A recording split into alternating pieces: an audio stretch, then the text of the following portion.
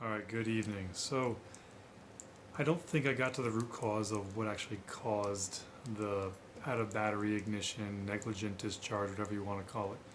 I will say that I think a lack of oil on the gun led to some failures to feed, which then ultimately led to the situation where I had to rack the slide multiple times to try and clear a jam. So although I don't know exactly how the gun discharged the way it did, I have some theories that'll come up in the video. I also evaluated one of the theories that come up in the chat quite a few times about my thumb hitting the trigger from the other side. So I did look at those. If there's any other ideas you guys have, throw it in the comments. I'll take a look at it when I have time. I'm a busy guy, but this is just a random video. I wasn't planning on having a discharge like that, but I figured I was curious about why it happened, so it was worth my time to invest just to see if I could discover how to shoot that round safer. So, as always, treat every gun as if we're loaded until you check and verify it's clear. Don't point the gun at anything you're not willing to destroy. Keep your finger off the trigger until you're ready to shoot. And then fourth, be sure of your target and what's beyond. All right, enjoy this 25 or so minute long video about the Beretta. I really don't have a smoking gun. I have a gun that smokes.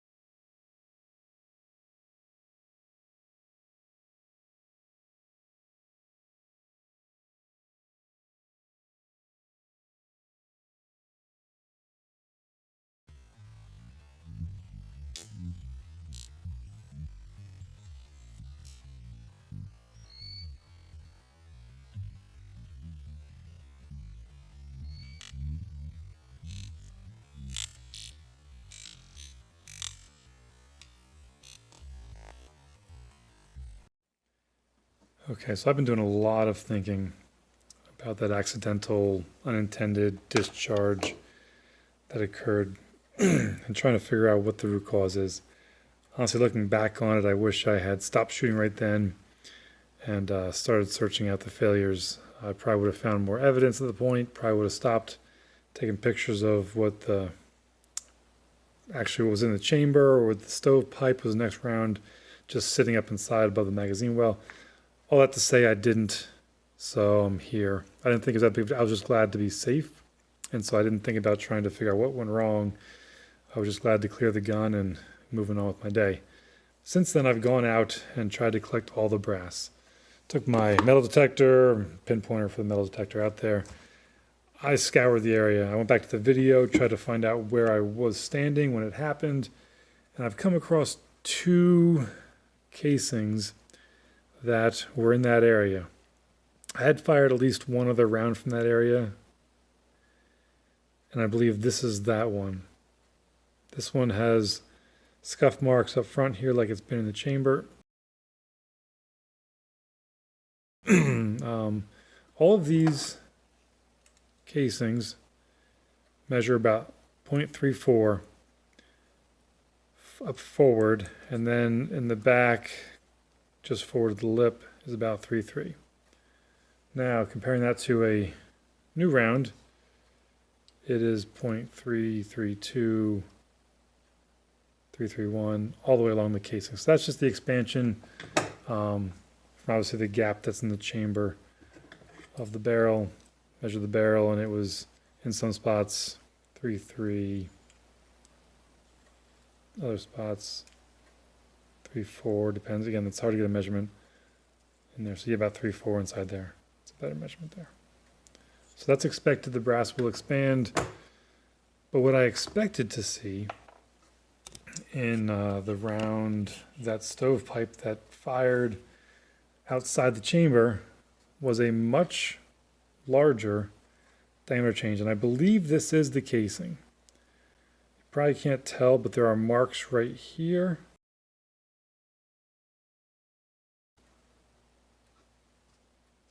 And then opposing marks on this face right here.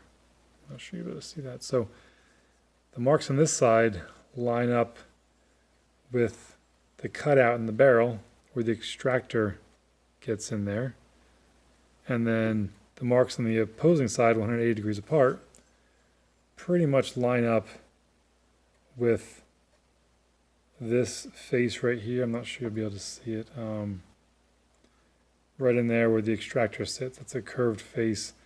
There are curved marks along here. So again, I expected this round, if it was actually fired out of battery, this expansion area would be greater. Maybe it's a low pressure charge and it wouldn't have happened. What's odd is I don't see as many marks up here or as significant signs compared to any other round that shows striations from, being pulled back out of the chamber. But there is some evidence of scuffing up here. It's not as obvious. There's a line right there, but again, that could have been, through clearing it. So again, this I believe is the projectile or the bullet that went out while it was out of battery. So what I expected to see on the other side was maybe not as deep of a dimple for the primer. And it does appear slightly shallower. I haven't tried to measure that yet. I'll try that in a second. But there's definitely a primer impact there. Compared to the other rounds, again, it's slightly shallower. Maybe I'll try and take a measurement right now, live. It's going to be hard to get that depth. Yeah, it's too wide across the measuring surface to actually try and get in there. So visually, again, the one on the left is the one I'm presuming is the one that fired out of battery. The one on the right is another round that was fired. Not quite sure what to draw the conclusions there, but so again, I think I found that bullet. Surprised it wasn't more expanded out there. But in reading last night, I found out something interesting about this gun. Obviously, the extractor's up here, spring-loaded. It's got the finger on there to hook to grab the top of the casing to flick it out the top. But the ejector, usually something that's built into the frame that sticks out and pushes the bullet out when the slide recoils or goes back. What I found out with this gun here is, see this part here, this protrusion, that actually pushes against the striker, or the firing pin, I guess in this case. And the firing pin acts as the ejector.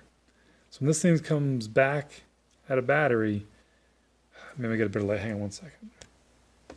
Okay, hopefully you can see down inside there. So as the slide goes back, you'll see the firing pin come forward. The firing pin's now hitting the back post back there, I'll call it, and pushes the firing pin out to act as the ejector. That could be part of the problem here. In the video, it appears the slide is racked pretty far back. when I try and chamber that next round, I think that round, one live round on the table, gets hung up in the barrel for some reason. And I'll have to do a test to see how far forward that can be, but I hesitate to use a live round for that because obviously there's a primer, or not the primer, the firing pin is sticking out at that point. So with the barrel, and you saw it slide forward some once I released it, but not very far. And so was that still in the axial location that this primer was sticking out? And when I pulled the magazine out, did that move something just slightly enough to have that push in and dimple this round? I don't know. I don't know what it takes to actually push in on that. Does that have to be a strike impact, or can it be a gradual static type load that pushes in, eventually causing that to go off? So do a little more research, but I'm thinking that is it. I don't know why. Again, you would have had that pressure constantly on the back of the primer. And then when I went to pull the magazine out, was it just enough to jostle it somehow and that made a movement? You'd think the slide going back more would cause it to push in more, and the slide, I doubt it would have gone back more if I released the magazine. I don't see how or why that would have done that.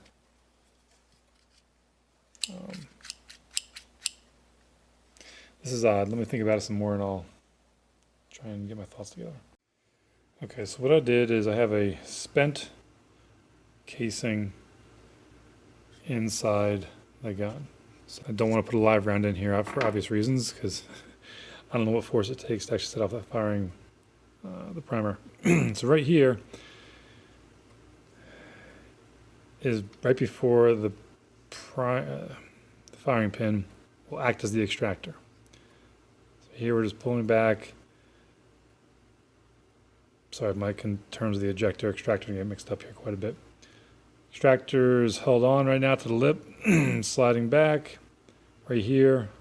I feel like the firing pin is now going to start acting as the ejector. See, it's starting to move north and up and out. If it were full speed, it would pop out the top. Grab the next round on the way in and feed it home. So in theory, if you had a live round in the chamber, which I think I had before this failure, what was happening, I think, with the original failure was it wasn't lubricated inside here. There's a resistance from this magazine. So the slide was getting restricted on the way back, and it would pick up the next round, but for whatever reason not reset the hammer. And then when I went to pull it, that's a full hammer, I'd feel this. So that motion there, you don't get the same trigger feel as when the hammer actually goes forward. You'll feel here it's a lot more resistance to trip this sear up here than this right here. So maybe went back. Nah, I can't go back far enough. It's got to reset the hammer if it picks up another round.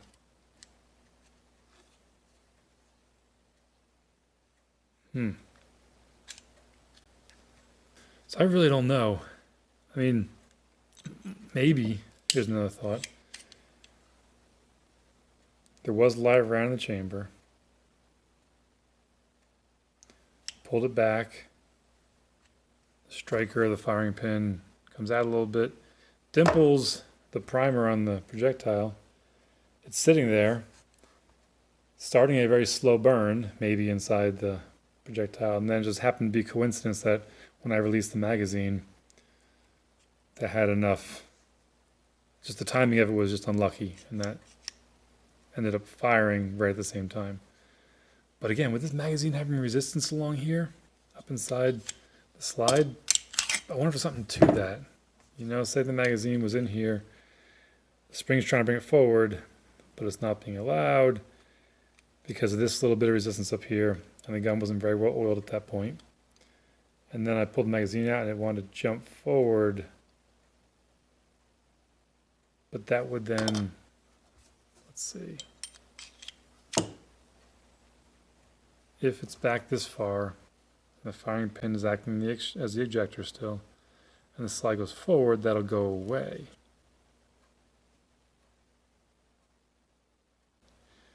Regardless, I think this utilization of the firing pin as the ejector, I haven't seen it since then, or I don't know of any other guns that have this. Maybe it is more widely used, but maybe they got rid of that for that reason. If you have a round that hang fire or something, or even if let's say you want to clear your gun, drop the magazine, slide this back really fast, before the projectile kicks up, it could have enough force from that motion back there to actually set off the primer. So, maybe, again, I slid it back and maybe that started a slow burn. I really don't have a smoking gun. I have a gun that smokes. One thing I did notice in this gun though, back here, because I know there's different markings that kind of identify which, where this potentially could have been used. Back here, it's hard to tell, there is an S. It ends with S. Looks like there's a letter before it. Maybe an R or a P. So right back here, letter looks like a P and then an S, or an R and then an S. So I wonder if that could help identify, where this gun was actually initially used and some history of it. The more reading I did on it last night, it was actually a end of World War I weapon, and then also used or given over to the Finnish army apparently in World War II. So my speaking yesterday about the Italians in World War II using this, maybe leftovers, but it was a World War I and in between World War I and World War II gun. So anyway, just my thoughts. It was a long rambling video, but at least in the beginning I should have showed some more slow motion and zoomed in as much as I possibly could from the video that I had on the failure sequence. And I'll let you decide, which theory, which speculation you think is right and or wrong. All right, until then, here's an old gun. I'm not sure how safe it is to fire. Take care. Okay, let's talk the thumb theory. There are a couple of folks online who thought that the video's from this side, and my thumb was back here, and the thumb looked like it dipped down right here, and thought my thumb may have grabbed the trigger. So rotate this around and kind of show you how. Thinking it's A, not really reachable, and B, why it wouldn't even matter if it did reach. So rack the slide so the hammer is back. Again, from this angle, my finger was in front of the trigger guard. This thumb looked like it was right here, potentially, but I can't even reach my thumb in there until I rotate the gun. And at this point, my finger is, but it's difficult to videotape this, is no longer able to wrap around the finger guard that's shown there. So in order to get my thumb to slide over, my finger has to slide back. In order to get my thumb in there to reach it, takes that much force to reach in there. I'm pulling on it really hard. So that's why I don't think it's likely, but the other reason I don't think it's possible is with the slide back, not saying it's that far back, but it was somewhere near there. Let's say that position right there. When you pull the trigger, nothing happens. Let's ignore the fact that my thumb is doing it for now. Let's just take it from a physics point. All the way back, the hammer's now in the down position, ready to fire. When the slide is back, and it looked like it was back about, let's say, that far on the video, you pull this, it does release the hammer, but it doesn't move the striker at all. Or the firing pin, sorry. I'll try and get a better view of that in just a second. Okay, so what we're going to do now is kind of look at a series of locations of where the slide is before the hammer actually is in the right orientation. Again, this hammer has to rotate up and strike the firing pin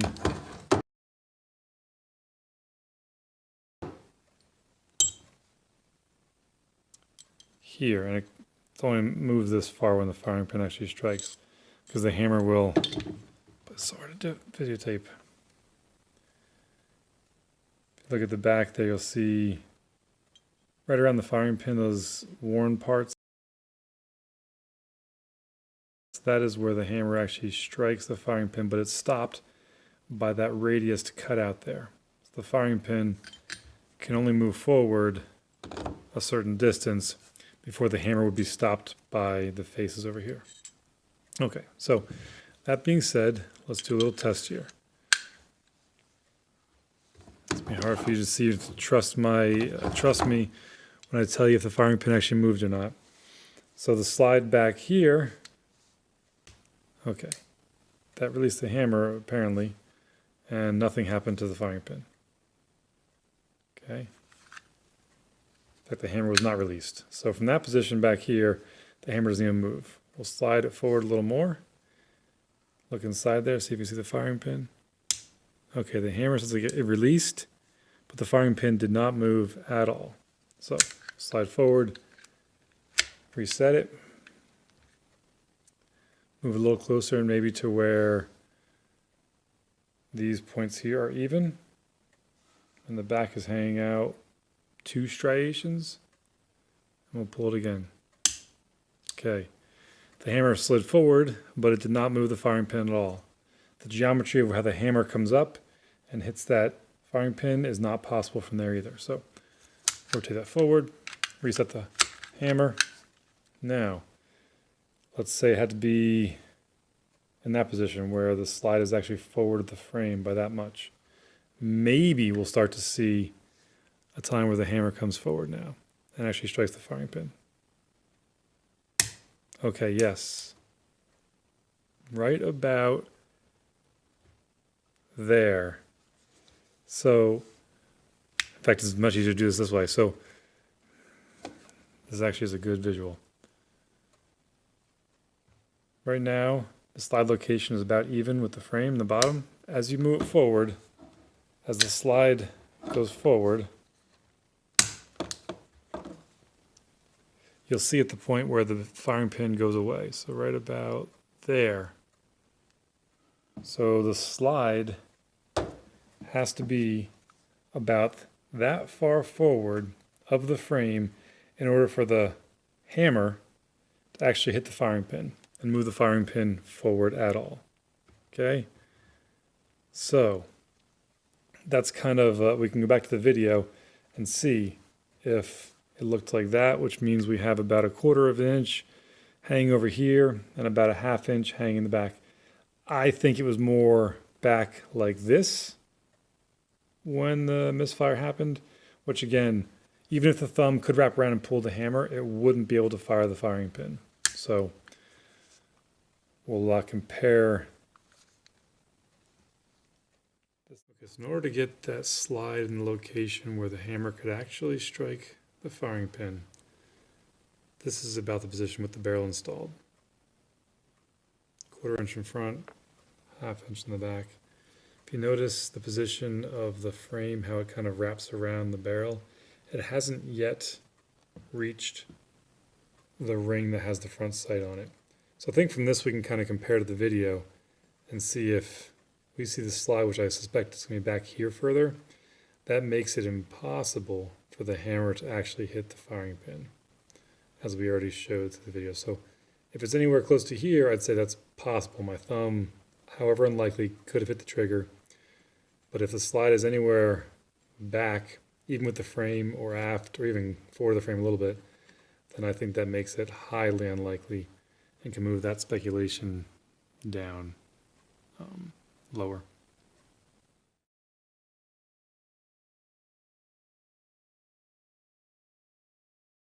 Judging by the video, I think it's about this far back as far as the slide when the early detonation or unintended detonation happens. You can't see it in there, but there's the firing pin. When this thing goes back this far, the firing pin protrudes like I showed in different videos. So I don't know. I think there's something to do with that firing pin being the ejector. That's where my gut is telling me right now. So we'll see.